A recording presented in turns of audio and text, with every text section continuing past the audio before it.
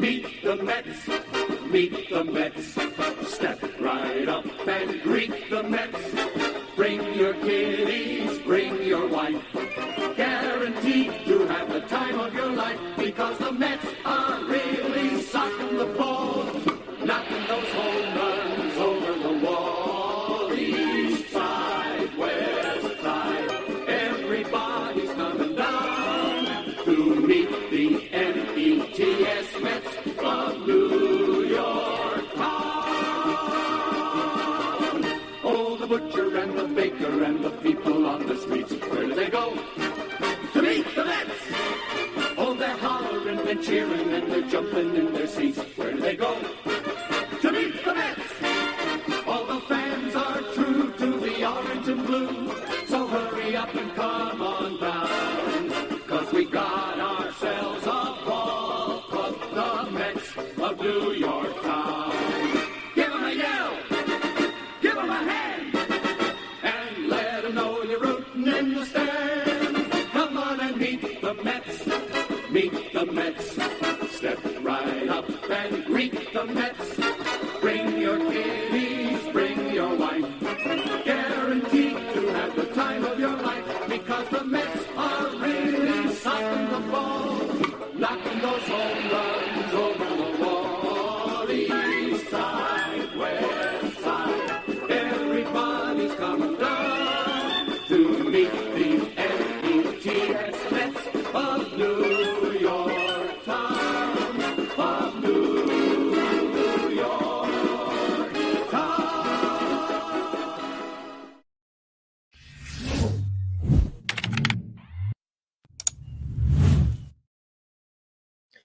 What's up, Mets fans? Welcome back to Talking Mets at Rob and another Mets Hot Stove live right here on the channel.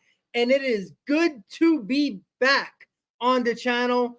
Unfortunately, nature just decided to make me lose my voice for the last couple of days and been a little bit under the weather, so I couldn't do any videos or go live at any moment. So luckily, there was no breaking news where I would have to whisper to you guys for the last couple of days, but my voice is about 90% back. So if I stumble across my words a little bit, I do apologize, but it is good to be back with you guys and talking Mets baseball. And what a day to be back, right, guys? I mean, we were down in the dumps as Met fans. People were basically fighting over one another on Mets Twitter. Everybody was going back and forth. Everybody was just not in the best of moods if you were a Mets fan. All we heard over the last couple of days was the Mets are an underdog. The Mets are third or fourth favorites to land Yamamoto. It's all about the Dodgers and the Yankees, and Boston made him an offer, and the Giants made him an offer. And it just seemed more and more and more that the Mets were falling by the wayside, and it was looking like the Mets had to go to plan B or C because it really wasn't working out. And then when we woke up this morning, decent day if you're in New York, not a terrible day. And then you see the tweet from Joel Sherman. Yes, not a Yankee shill like Andy Martino or MLB rumors or MLB insider tweets that like to, stir up Twitter. Joel Sherman said, what it looks like right here, said this: Yoshinobu Yamamoto had dinner on Saturday at Steve Cohen's house with a Mets contingent, the Post had learned. Now, the contingent was obviously Steve Cohen, his wife Alex, David Stearns, Carlos Mendoza, Jeremy Hefner, among others. And I'm assuming it was probably Kodai Senga and other players most likely as well. Now, when everybody heard that, everybody was shocked. And it was something that came out of nowhere that everybody thought the Mets were just waiting for the worst case scenario to happen. And once again, this should make you realize that just because you haven't heard anything from a reporter or from a source, that the Mets aren't doing everything they can to land Yamamoto or talking to players that we might not even know they're talking about. Cohen works in secrecy. Nothing gets leaked out from the Mets organization anymore. It does not happen. And for all these rumors and all these reports that were coming out from all these reporters, they were 100% wrong. 100% wrong. And we have to realize how the Mets do their business now. This has been constant ever since Steve Cohen has taken over this team as owner. Constant secrecy during the offseason, in particular during the offseason, because there was not one reporter that had the Lindor trade going down. There was no reporter that had the Escobar, Canna, Marte deals within 20 minutes of each other. Didn't have anything noteworthy of them even talking to those players. Last year with Scherzer, it was non-existent until it actually happened. Even Verlander, you heard, oh, it was very possible the Mets are all in on Verlander, but you didn't really hear offers or what type of offers they were giving Verlander, and then all of a sudden it just happened. It continues to be that same trend, yet nobody wants to realize that that's how the Cohen ownership of the Mets, how he wants it in the organization, secrecy. So all these leaks that you heard, all the reports that you've been hearing are basically nonsense. You don't think the Mets leaked this to a reputable reporter in Joel Sherman, who has been very spot on his reports? You don't think it was strategic that this is the one information that's gotten leaked out that was not reported by Andy Martino, who we all know can make sure he does everything negative when it comes to the Mets? And of course, as I put up that tweet with Andy Martino that you see on the side of me, he couldn't wait to report something about the Yankees after this Joel Sherman tweet went out. And I'm not shocked at all, because this is what he said about the Yankees. For what it's worth, the Yankees meeting with Yamamoto was rather hastily scheduled once he was in the area. If you don't know the definition of that, that is basically an expedited meeting, a little bit of a scared meeting. Like, oh my God, we had no idea that Yamamoto was in New York. The Yankee team that everybody told you was, if not number one or number two favorites to land Yamamoto, had no idea he was flying in from New York. Now, this is the Yankees, the legacy franchise, the pinstripes, the world championship Yankees, 27-time world champions with Matsui and Tanaka, and Cashman holding the ticket stub of his no-hitter, and the number 18. They had no idea that Yamamoto was in New York, but the Mets did. Cohen took his little private jet to pick up Yamamoto in California or Japan, wherever the hell he was at, and brought him to New York. And I want to give a shout out to Anthony, who was a subscriber of this channel, who works at an airport that plane flew into, and he texted me, and this is no joke, guys. No joke. He texted me yesterday, a few hours prior to a few hours after Yamamoto landed at the airport at 6 o'clock. And then we found out the next day that he had dinner with Steve Cohen and family. This is what Anthony, a subscriber of the channel, a big supporter of the channel, texts me. He goes, "What's up, brother? Hope all is well. I just wanted to give you some inside information. Yamamoto just landed in New York at 6 p.m. This is yesterday at 8 o'clock last night. I work at the airport and seen him get off his the private jet. He said that Yamamoto looks like a small guy, tiny guy. Don't you might want to tease the listeners with this early scoop. Now, I wish I was able to talk, because I would have went live right away with some updated information about Yamamoto. I had no voice. As you see, my voice is kind of going in and out right now." And he also said a buddy, he was assuming a buddy that was flying with Yamamoto had a Mets hat on. And he was in all black with a white shirt. That's what he said. This was 8 o'clock last night. And then we found out the tweet yesterday. And this is what I tweeted early when we found out the tweet. Hey, buddy, thanks for the heads up. This was amazing info, because Joel Sherman just tweeted this. So this was tweeted, earlier today. And a good supporter of the channel, a big subscriber of the channel, Anthony, texted me that he saw Yamamoto out of the airport that he works in. So, of course, you're going to be skeptical.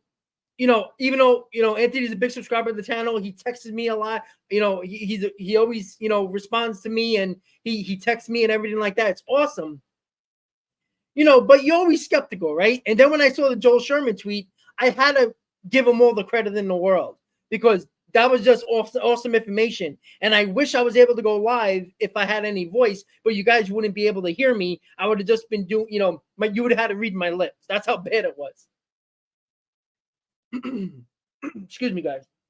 So that's where we are right now. We know that he's meeting with the Yankees, but it wasn't a meeting that was planned. It looked like it was holy shit, Yamamoto is in New York. Let's see if we can get a meeting. And we know Yamamoto is going to meet with the Yankees. That's just a respect factor. We understand that. But if you know anything about Japan as a whole, as a country, as people, and I've been there before, I've known people that lived there, that went to get educated, get educated out there. I know people that teach English out there in Japan. One thing that is 100% known amongst the Japanese people is that when you welcome them into your home, not just the individual, but family, and also meet that individual that you're meeting with and meet their family, that is the ultimate sign of respect. And I appreciate the fact that the Dodgers are a legacy team, the Yankees are a legacy team, but the ultimate sign of respect is what Steve Cohen did. This is above and beyond. So for anybody who don't believe, now if Yamamoto just decides that he just wants to be a Dodger, wants to be a Yankee, there's nothing the Mets can do about that. And he is not taking less money to go to those teams. If he does, I respect the fact that he wanted to be somewhere. And I do respect that 100%. But respect goes a long way as well.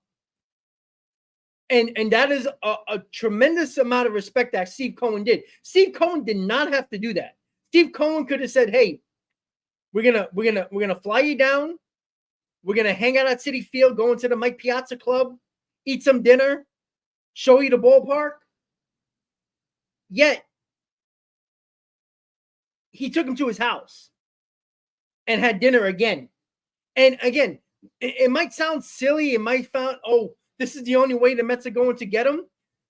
I'm sorry, but Kodai Senga, who wasn't a big name in Japan, but was well known, there was a lot of teams after him, but he chose the Mets.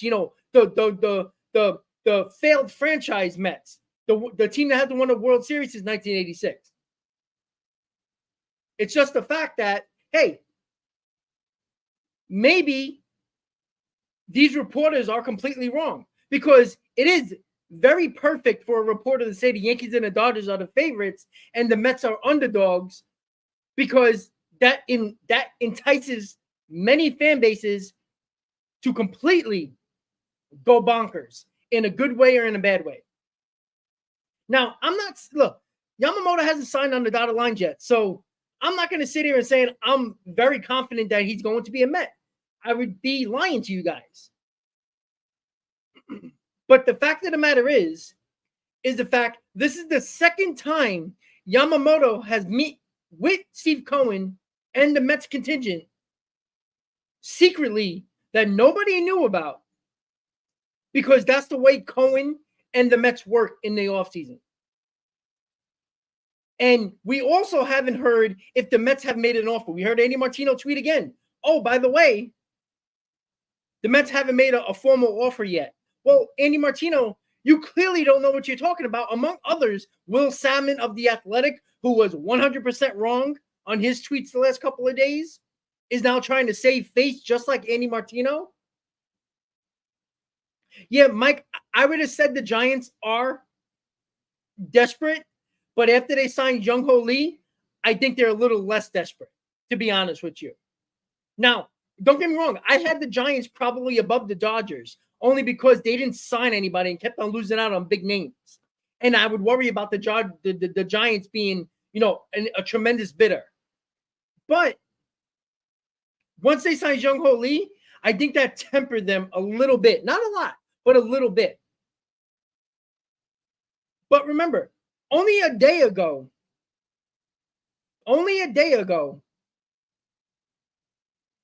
we heard the Mets were tremendous underdogs, that the Mets didn't know about any type of second meeting that they were going to have. They had no idea. They were waiting optimistically. That was Andy Martino's tweet a couple of days ago. Well, clearly they didn't know about this. The only reason why anybody knew about this was because Steve Cohen allowed this leak to come out, and he probably leaked it to Joel Sherman. He might have a relationship with Joel Sherman, who knows? But it was the perfect tweet that came out of nowhere.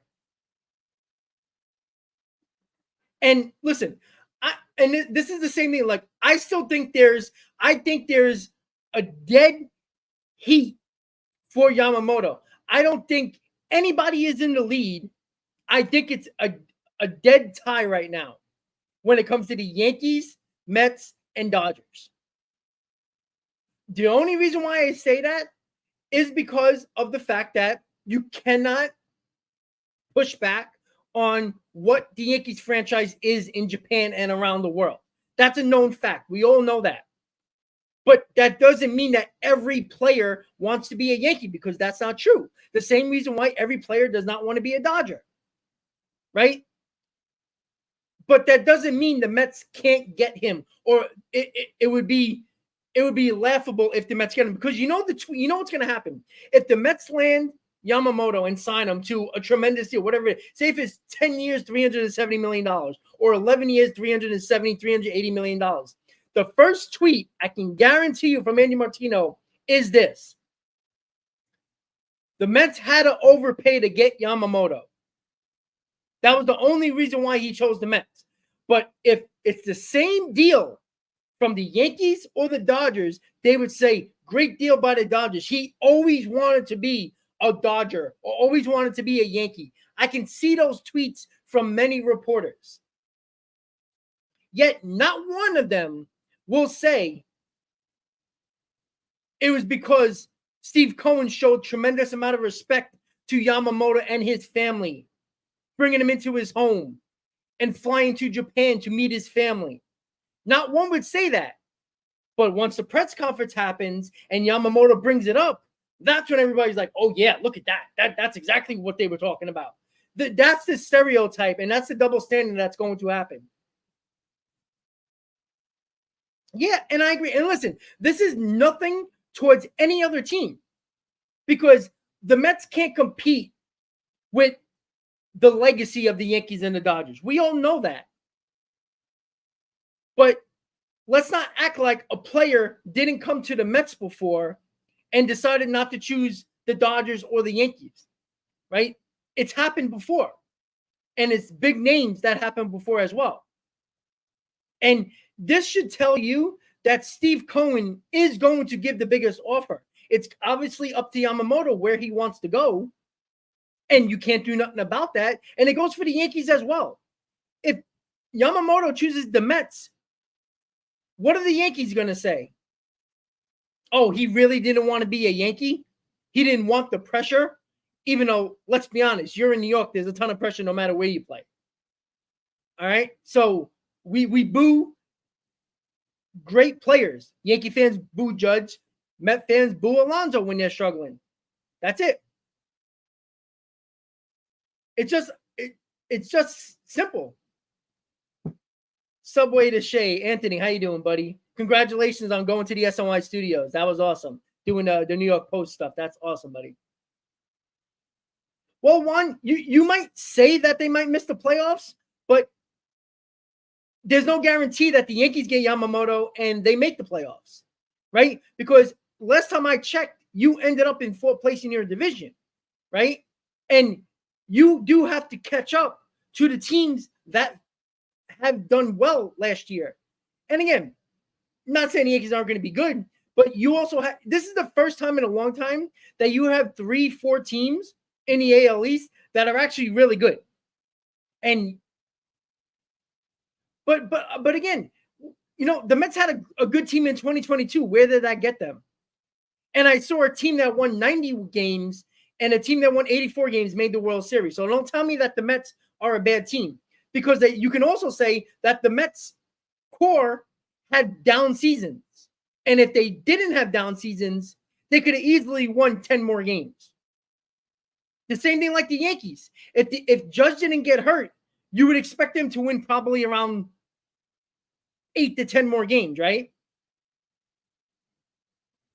And we act like the Mets are the only team that needs pitching, because last time I checked, there is nobody other than Garrett Cole that I trust in the Yankees rotation.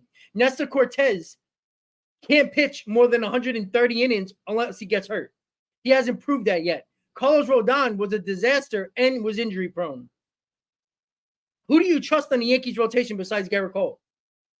And do you expect Garrett Cole to have another outstanding season, Cy Young season like he did last year? I mean, you can wish that.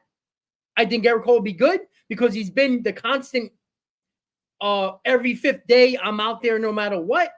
And listen, availability is more important than anything else. And the Mets have lacked that, just like Yankee pitching besides Garrett Cole.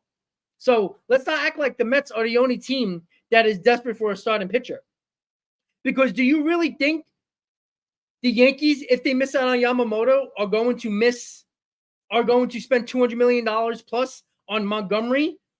And you think Montgomery's going to go back to the Yankees when Cashman basically embarrassed him and saying, oh, well, he wasn't going to pitch in the playoffs anyway, yet he was one of the best pitchers for the Rangers in the playoffs and the World Series?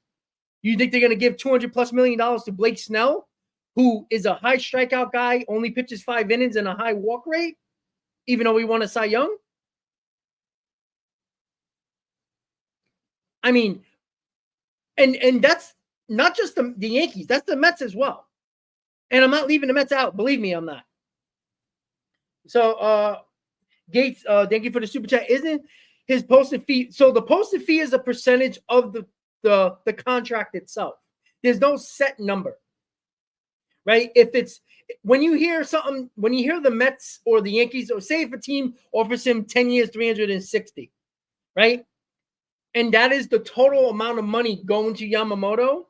The percentage of that, I don't know what percentage of it. I forgot the percentage, but whatever the percentage is the total contract. And that's the amount of money the posting fee is. So, again, I don't think Cohen actually cares how much he's going to spend on Yamamoto, because this is the only player they've been all in on all offseason.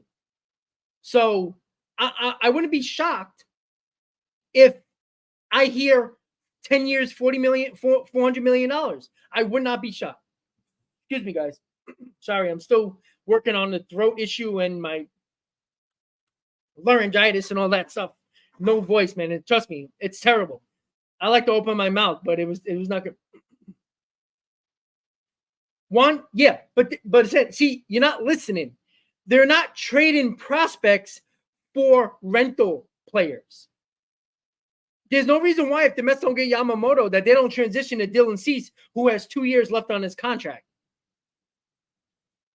They never said they weren't trading prospects. They said they weren't trading prospects for rental players. Dylan Cease is not a rental. Corbin Burns is a rental. Shane Bieber, rental. At the moment, Tyler Glasnow was a rental until he got traded to the Dodgers. That's what they said. You got to listen to every piece and not what fits any type of narrative. Your comment is somewhat correct, but they said trading prospects on rental players. So if it comes out that the Mets don't get Yamamoto, and wherever Yamamoto goes, listen, if he goes to the Yankees, it's going to suck, but he's not with the Dodgers or he's not with a National League team. So he's not affecting me except for the back pages for a few days. You can dominate the American League for the Yankees. That doesn't hurt the Mets one bit. The only time I care about the Yankees is when we play them the 4 times a year. That's it. I'd rather him go to the Yankees if he doesn't choose the Mets, because I don't want to see him with the Dodgers or any other National League team or the Giants. Hold on, guys. Give me 1 second.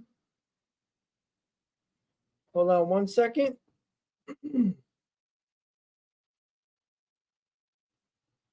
Hold on 1 second, guys. Give me a second. Just checking Twitter really quick. Somebody said check passing. Hold on. Give me a second, guys. I'm just checking something really cool. Hey, you type one wrong letter in Twitter and it gives you like 500 different people. Well, he hasn't tweeted anything since an hour ago. Are you talking about the amount of money teams spent this winter, Joel? Is that what you're talking about?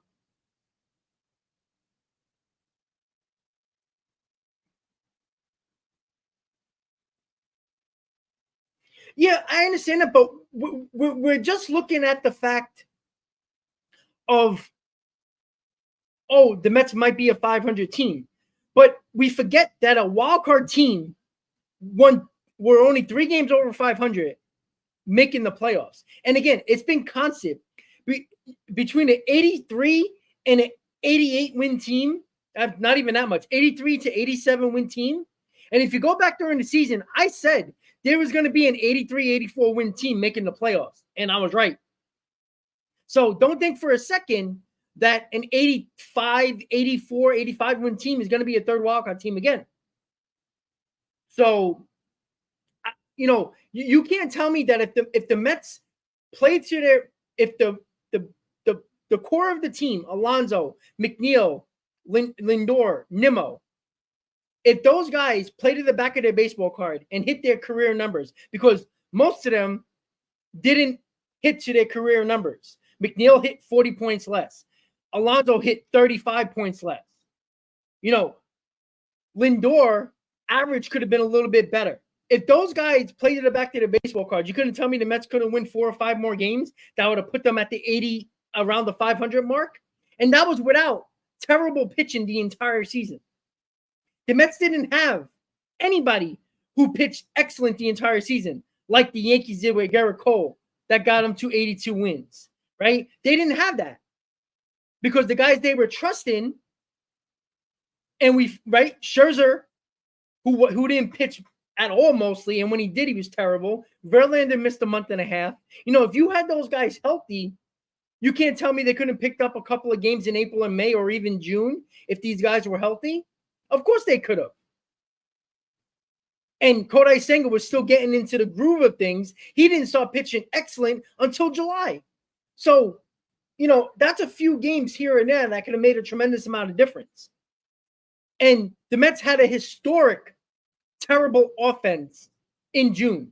It was absolutely putrid.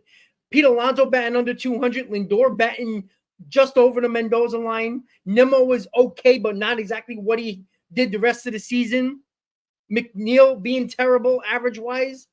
That was the big reason why the Mets, if you look at the months, the rest of the year, besides June, it was pretty good numbers. June actually destroyed the team. It took 1 month to actually destroy the team.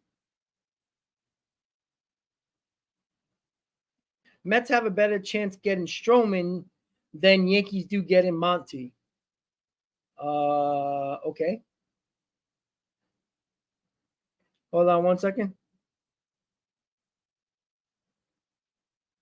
Well, Mike, I agree with that. I do think the Yankees would go to the trade market, but here's the problem. The Yankees have traded a ton of pitchers and prospects with Soto and the Verdugo, like all those trades. That's a lot of prospects in there and a lot of guys that could have been used. You know, I don't know if the Yankees are going to have the best offer to get a guy like Dylan Cease, who has 2 years of control. That's going to cost a lot. There's teams like the Braves and whoever else misses out on Yamamoto. If the Mets lose out on Yamamoto, the Mets have a better farm system than the New York Yankees. If you don't believe that, look at Baseball of America. Look at all the reports that are coming out with the new top farm system. The Mets are ranked between 4 and 7 based on what website you look at. They're definitely in the top 10. The Yankees are nowhere near the top 10 anymore. They were hovering around 13, 15, 16. They're in the 20s now from their farm system. Now, they have a couple of upper prospects that could be ready to go, but are Cashman's really going to trade the rest of those guys that are expected to come up over this year, or if not next year? That's the other thing as well. So we have to look at it that way as well. You know, the Yankees are going to have a hard time getting Dylan Cease because they got, you know, the Braves, the Mets, whoever loses out are going to try a little bit more desperately to get Dylan Cease as well.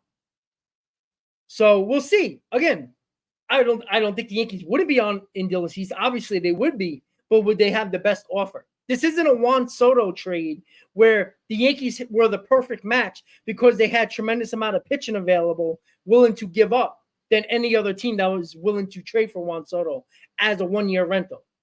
So that's the other issue as well. All right, hold on, guys. Let me just catch up to the comments.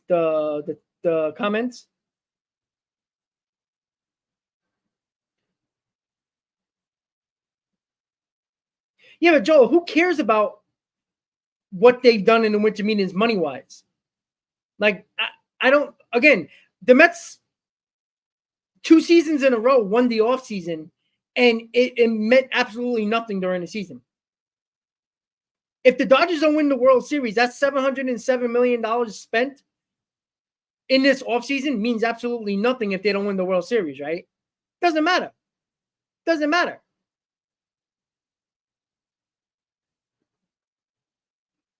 Well, Aaron, I don't think anybody knows what matters to Yamamoto. This is the first conclusive report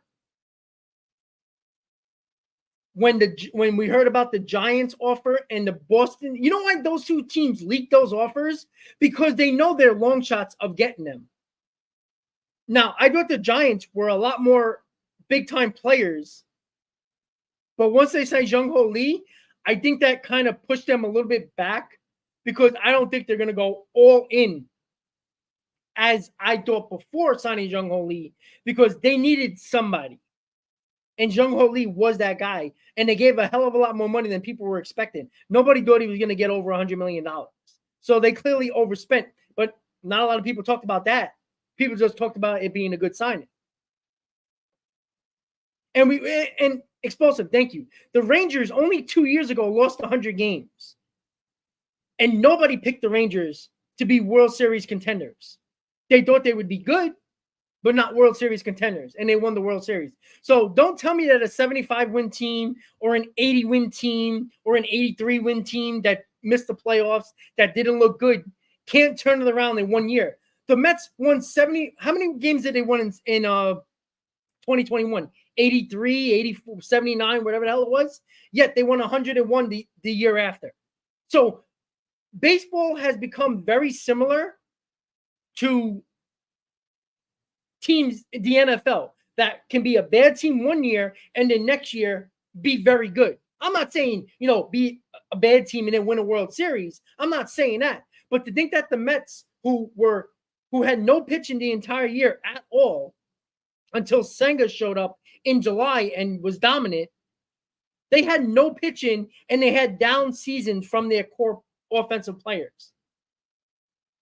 So, and I'm going to be the first one to tell you, the Mets need a little bit of help in their lineup. But if the Mets say sign Justin Turner and that's their DH and they're going to go with Beatty at third base, you don't think Justin Turner can hit? Now, he had 23 home runs last year for Boston. Say he hits 20. He had 96 RBIs. Say he hits 80 RBIs, 85 RBIs. There's not one player. There's not more than 2 players that had more RBIs than that. And that was only Lindor and Alonso. So adding that to a lineup makes it better automatically. Now, I'm not saying Turner's going to hit 30 home runs and knock on 100 RBIs. I expect a little bit less. But a little bit less is a hell of a lot more than any other player did besides named Lindor and Alonso. So, again, we'll see how that goes. But there's still a lot to do, and names still haven't come off the board yet. There's a lot of players still available.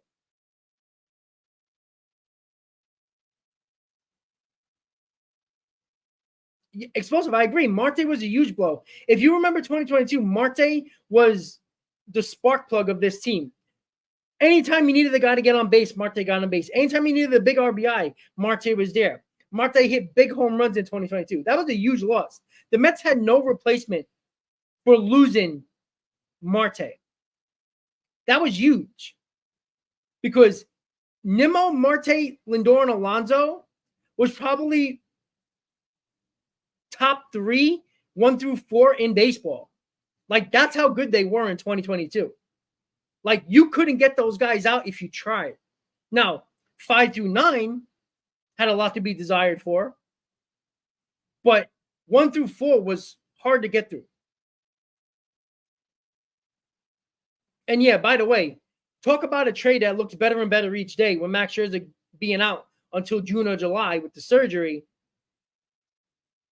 Getting Luisano Acuna, no matter how the Mets got him, yeah, they had to pay a ton of money to get him, but the Rangers were still willing to give up a top prospect like Acuna, who could be ready and be on this team this year. It's a tremendous trade. Robert, if they're the third best in the division, that doesn't mean they still can't make the playoffs. Right? I mean, Robert, you're a Dodger fan. Dodgers were one of the best teams in baseball. You got dominated by the Arizona Diamondbacks, who were a joke. At least everybody thought, right? So, and the Braves, who nobody thought can be beaten, were embarrassed by the Phillies once again in the playoffs. So what does that really mean? Nothing.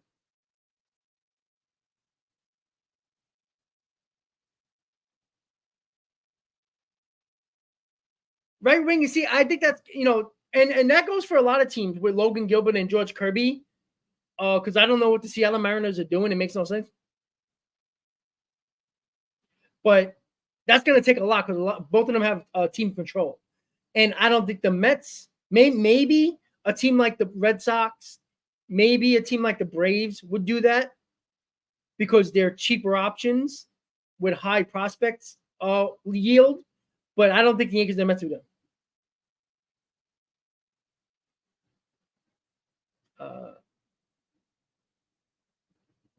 I do think the Yankee Yamamoto is probably going to sign I would say like Wednesday or Thursday, most likely.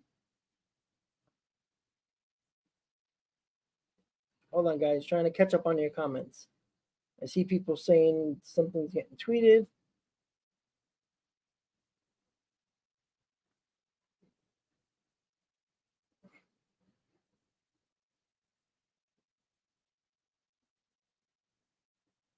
Well, yeah. Okay, I saw the tweet of John Heyman which was requested by coveted free agent right-hander Yoshinobu Yamamoto. Yeah, but that was because of the fact that, again, I just talked about the respect factor. Yamamoto respects the Yankees. That's obvious. But why didn't the Yankees know that Yamamoto was in town? Why didn't Yamamoto and his agent leak out that they were coming to New York? You know why? Because they didn't want nobody to.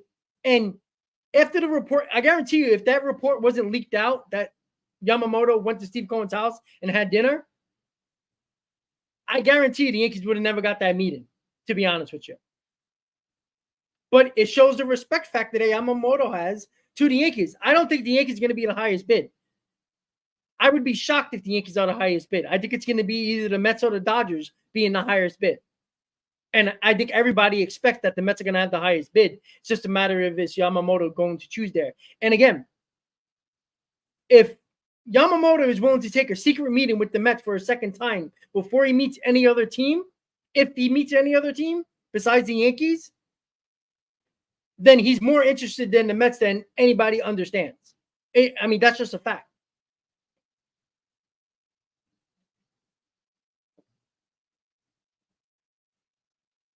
on 1 second.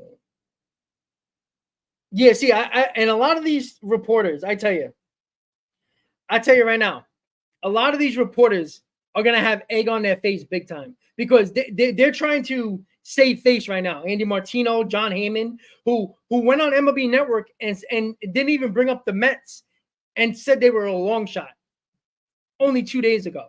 So all these guys are saving face now and trying to act like they didn't say the Mets had any shot because they all did. So yeah, bro, I understand that. And it sucks when it comes to Scherzer, but it is what it is. Todd, how you doing, buddy? Well, Carlos, if the Mets, and I'm trying to catch up on the comments, guys, and sorry if I sound a little horsey. I just got my voice back, so it's going in and out. I know I usually sound very loud, and maybe I do, I don't know. But I'm sorry if I'm, swallowing my words every now and then because my throat just sucks right now. So, Carlos, if Yamamoto doesn't come to the Mets, I don't know. I can't believe these reports because they've been so wrong. And not just with the Mets, with a lot of people. Half the contingent of reporters, though that Ohtani was traveling to Toronto, a couple of days ago, you had half the reporters saying the Mets are basically not even close of getting or landing Yamamoto and not even the top 3 in favorites. And they've been wrong on so much. The 2 biggest free agents on the market this year, reporters have been absolutely, completely wrong on. So I don't know what to believe. The same reporters who tweeted that the Mets' plan B is Blake Snell, Jordan Montgomery, Shoto Imanaga. And now they retweeted that, they're not going to go big name fishing in the free agent market if they miss Yamamoto. It's going to be more of the Giolito types. So what do you believe? That's the problem that I have. And that goes for the Yankees, the people tweeting about the Yankees as well. We have no idea because they've been completely wrong. And we take every one of their tweets as complete facts when they're more of opinions than anything else. Because these reporters aren't reporters anymore. They're basically giving their opinions and they know what people are going to react to now. And clearly that John Heyman tweet and that Andy Martino tweet a couple hours ago is reactionary tweets because they know that's going to react both fan bases. Of course he's going to take. Did anybody believe that he wasn't going to take a meeting with the Yankees? He was in New York and that story with Steve Cohen and Yamamoto got leaked out. You don't think Yamamoto was like, all right, I think we have to meet with the Yankees here? And that's probably a little bit of a tactic from Joel Wolf, who was the agent for Yamamoto, saying, hey, you take the meeting with the Yankees, might scare the Mets into give it a little bit more money, even though they're the highest bidder. That's another thing as well. Hold on, guys, I'm catching up. Sorry. I do sound fine. Well, I don't feel fine. I tell you that, man. I'm a mess. I'm not gonna lie, man. I've been,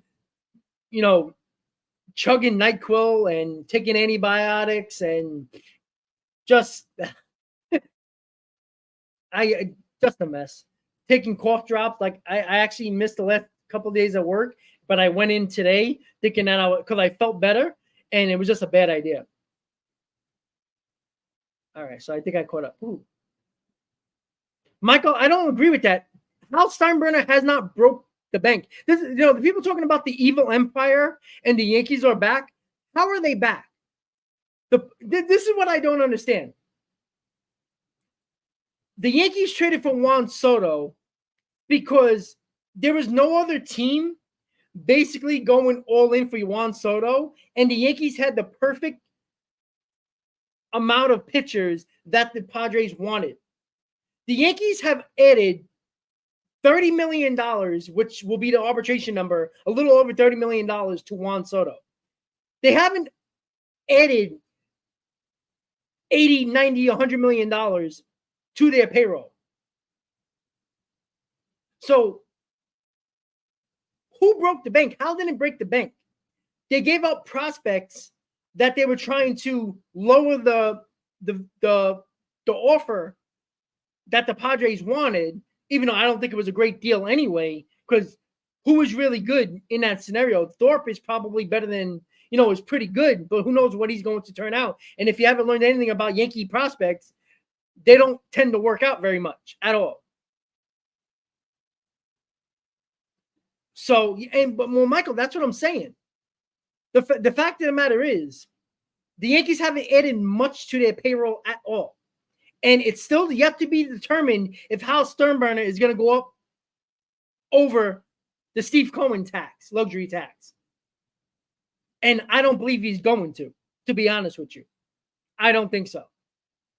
Because he was the one that blatantly said, and we all heard this, that he don't believe spending $300 million is a recipe for winning the World Series. Now, he's right in concept, but when you have a ton of money in your payroll already, and it's been failing of the Yankees' goal, which is winning the World Series and getting dominated in the playoffs the last couple of years,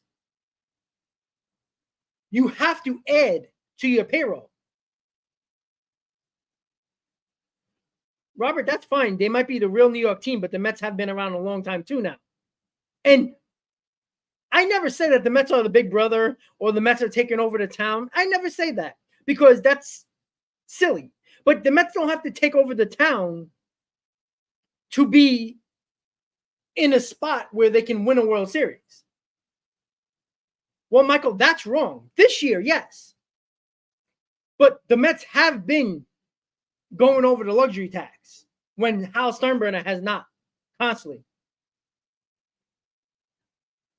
The fact of the matter is that Hal Sternberner has shown you no indication that he's going to go over that luxury tax.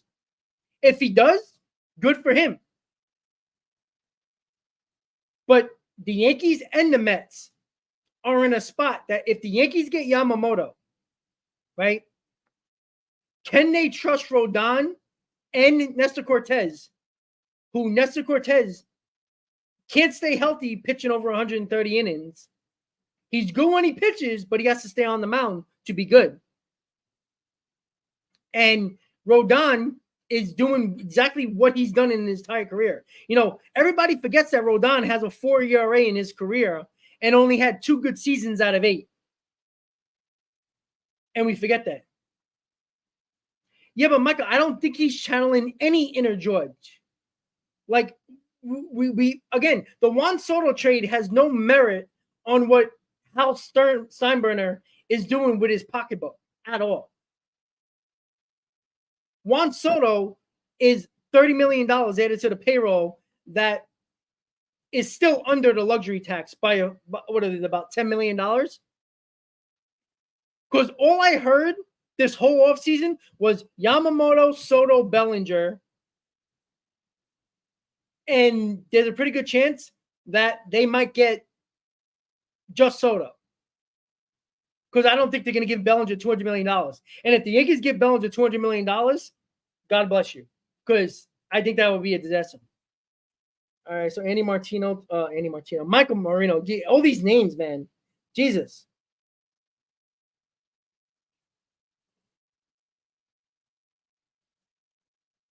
All right, hold on, guys. I'm trying to check out.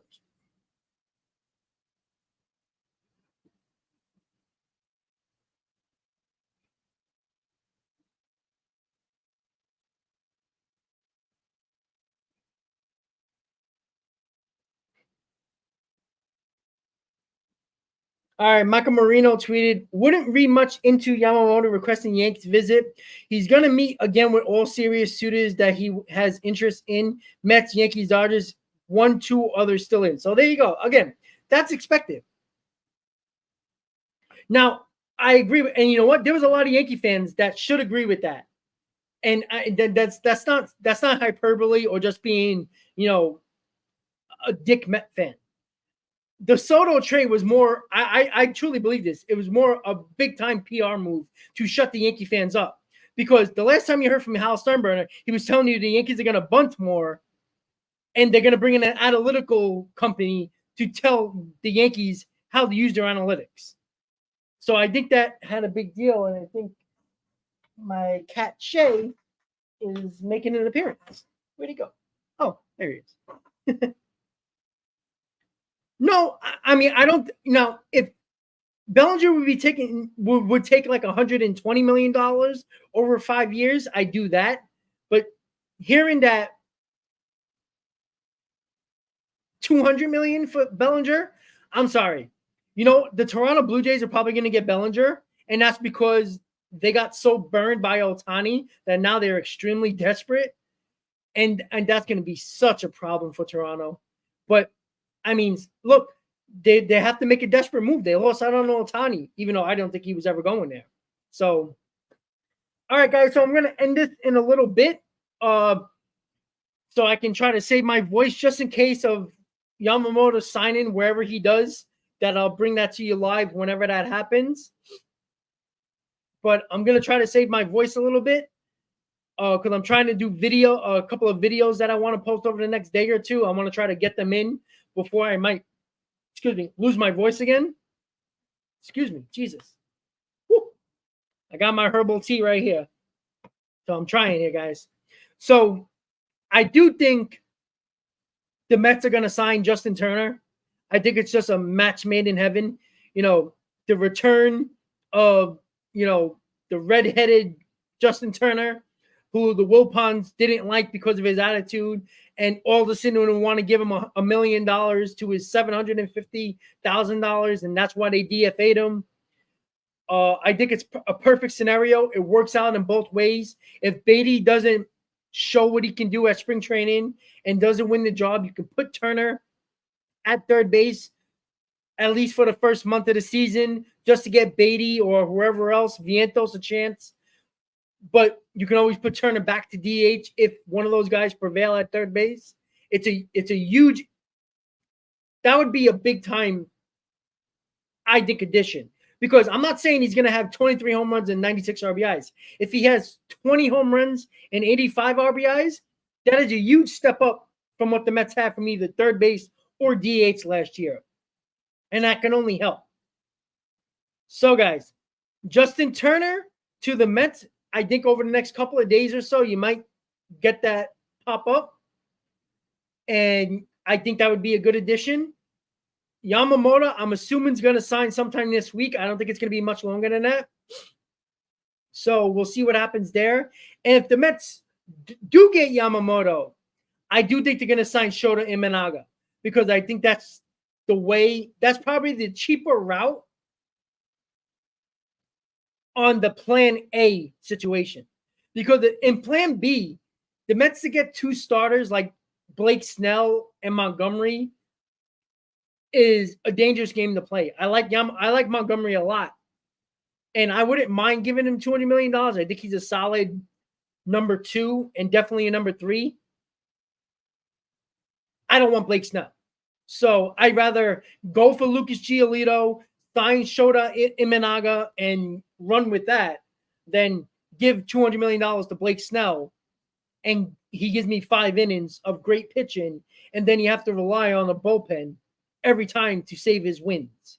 I don't like that at all. So Yamamoto met with Steve Cohen secretly. Nobody knew about it until it got leaked out from by Joel Sherman. And obviously the Mets leaked that out. I think that was a big time leak because nobody knew that there was a second round of meetings happening. Everybody thought that Yamamoto was just going to pick a couple of finalists and make that known and then pick a team. Nobody knew there was going to be second meetings. And clearly, there was no reason why Yamamoto met with the Mets first. He didn't have to meet with the Mets first.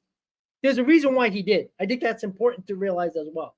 So, once again, the sign of respect that Steve Cohen is showing Yamamoto twice already goes a long way with these Japanese players. And we'll see if that works. You never know. I do think the Mets are going to be the biggest offer. We'll just have to wait and see. So, turn it to the Mets. I would be shocked if that does not happen. Yamamoto is more realistic for the Mets than previously reported by the reporters that clearly don't know their ass from their elbow and are trying to save face now. And with that said, We'll see if the Mets bring in more arms as well. We'll see how that goes. But with that said, guys, I appreciate you guys hanging on with me and dealing with my voice. And I do apologize for missing the last couple of days. I wish I could have got that news out about him flying into New York yesterday. I just had no voice, and you would have had no idea what I was saying. So with that said, guys, Yamamoto is in New York. He met with the Mets and the Yankees. We found out earlier today about the Joel Sherman reporting that the Mets met with Yamamoto at Steve Cohen's house with a contingent of people, Stearns, Mendoza, Hefner, and I'm assuming others. We'll see what happens. Best case scenario, the Mets land Yamamoto, and then we're talking about a better offseason that we actually thought we were going to have. We'll see what that happens. So with that said, everybody have a great night. Look out for videos being posted over the next couple of days. And, of course, if any breaking news happens in regards to the Mets, Turner, Yamamoto, or anything else, I will go live. With that said, everybody have a great night. Let's go, Mets. I'll see you next time, guys. Have a great night. Appreciate you guys hanging on with me, and appreciate you guys for not having me available for the last couple of days. Have a great night, guys. Let's go, Mets. I'll see you next time.